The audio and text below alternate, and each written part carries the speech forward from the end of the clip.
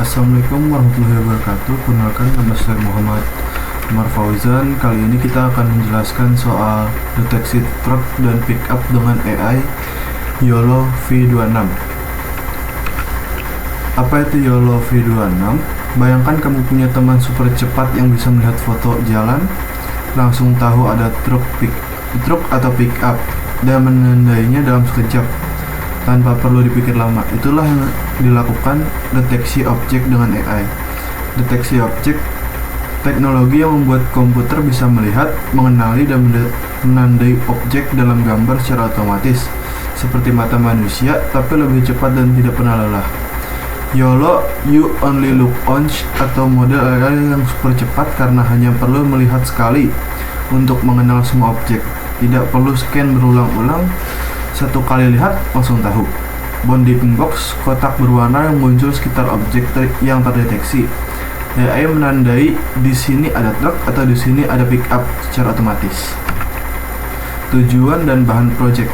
Kita akan membuat AI yang membedakan truk dan pickup secara otomatis dari foto, seperti guru yang memeriksa soal ujian tapi tanpa lelah dan bisa bekerja 24 jam. Tujuan proyeknya antara lain membedakan truk versus pickup dari foto jalan raya, melatih model AI menggunakan YOLO V26, mengukur seberapa pintar AI kita setelah belajar, melihat hasil prediksi di foto dunia nyata. Alat dan bahan antara lain Google Colab, Ultralis, YOLO V26, lalu ada dataset foto. Menyiapkan data dan training. Sebelum AI bisa pintar, ia harus belajar dulu. Persis seperti kamu belajar di sekolah.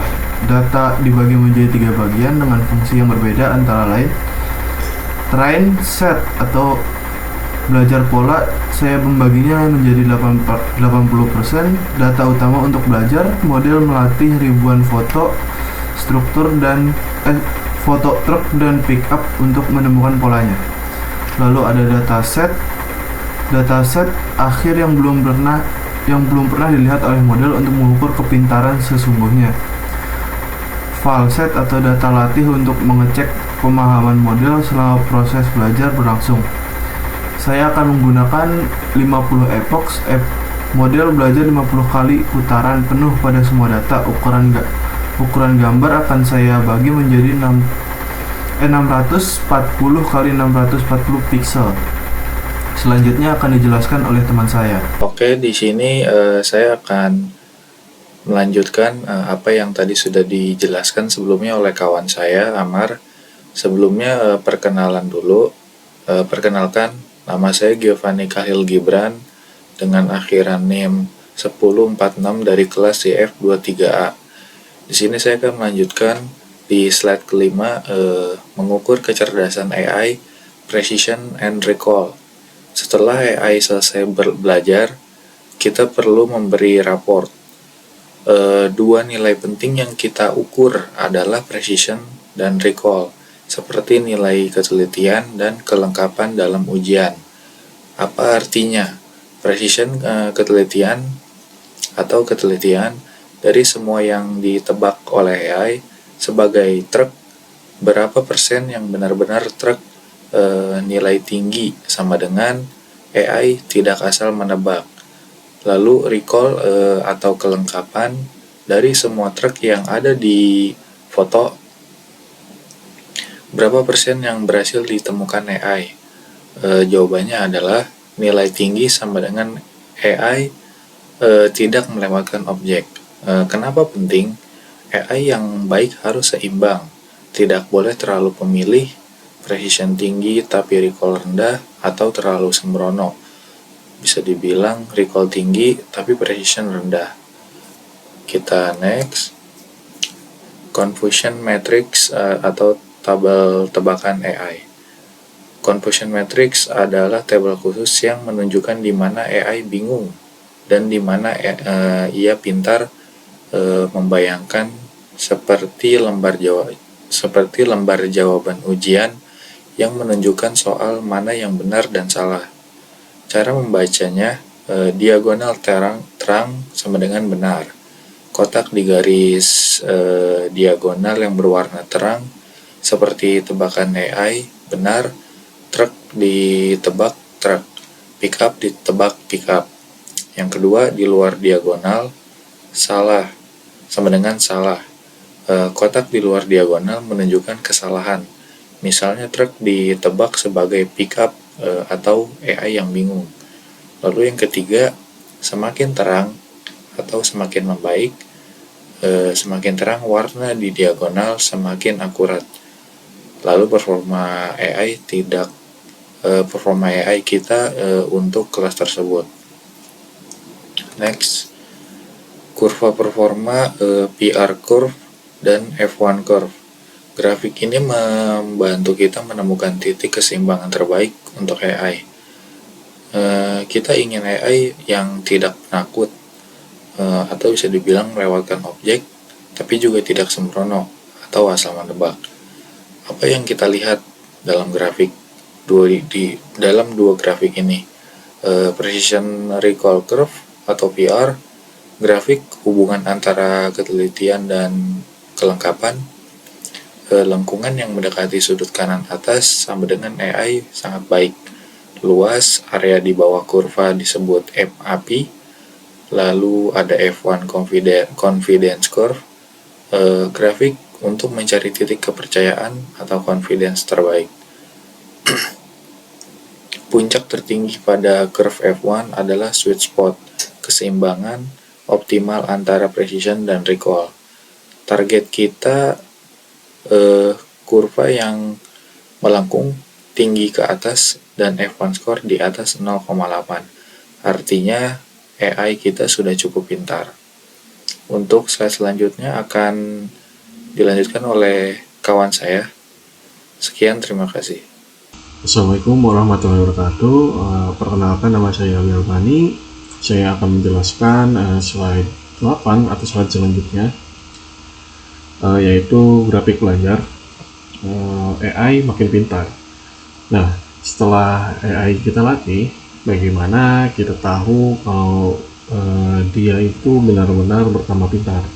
Sama seperti anak sekolah, kita bisa melihat grafik nilai belajarnya. Coba perhatikan dua jenis grafik ini. Pertama, ada grafik performa seperti nilai MAP, precision, dan recall. Kalau teman-teman lihat grafiknya itu naik. Ini perkara bagus. Artinya dari putaran pertama sampai putaran ke-50, AI kita makin jago mengenali mana truk dan mana pick up. Target kita adalah angkanya mendekati 1.0 atau sempurna. Kedua, ada grafik loss atau grafik tingkat kesalahan. Kebalikannya, grafik ini harus turun. Grafik yang menukik turun ini menunjukkan bahwa AI kita semakin sedikit melakukan kesalahan tebak. Jadi kesimpulannya, AI yang sehat dan belajar dengan baik itu grafik performanya naik dan grafik kesalahannya turun. Kalau grafiknya sudah seperti ini, AI kita sudah siap diuji di dunia nyata. Nah, selanjutnya ini adalah hasil prediksi nyata di jalan raya. Dan inilah momen pembuktiannya. Ini adalah hasil dari AI kita diterjunkan untuk melihat foto jalan raya AC yang belum pernah ia lihat sebelumnya. Bisa kita lihat di sini AI sukses besar. Bisa sambil menunjuk gambar truk di layar. AI berhasil membuat bounding box atau kotak pembatas yang sangat pas di badan truk, lengkap dengan label truk dan skor kepercayaannya. Misalnya dia yakin 90% dari kalau itu adalah truk. Begitu juga untuk pick up. Walaupun ukurannya begitu kecil dan bentuknya agak mirip, AI kita tidak tertipu. Dia dengan tepat melabelinya sebagai pick up. Dan satu kehebatan anggota Payolo yang kita pakai ini, dia super cepat. Jadi kedepannya sistem ini tidak hanya bisa dipakai untuk menganalisa foto diam, tapi juga bisa mendeteksi kendaraan secara real time langsung rekaman video CCTV. Untuk selanjutnya itu adalah kesimpulan dan manfaat di dunia nyata. Sebagai penutup, pertanyaan pentingnya adalah lalu apa manfaatnya buat kita di dunia nyata? Teknologi pendeteksi kendaraan ini sebenarnya adalah kunci untuk masa depan transportasi, contohnya monitoring lalu lintas 24 jam.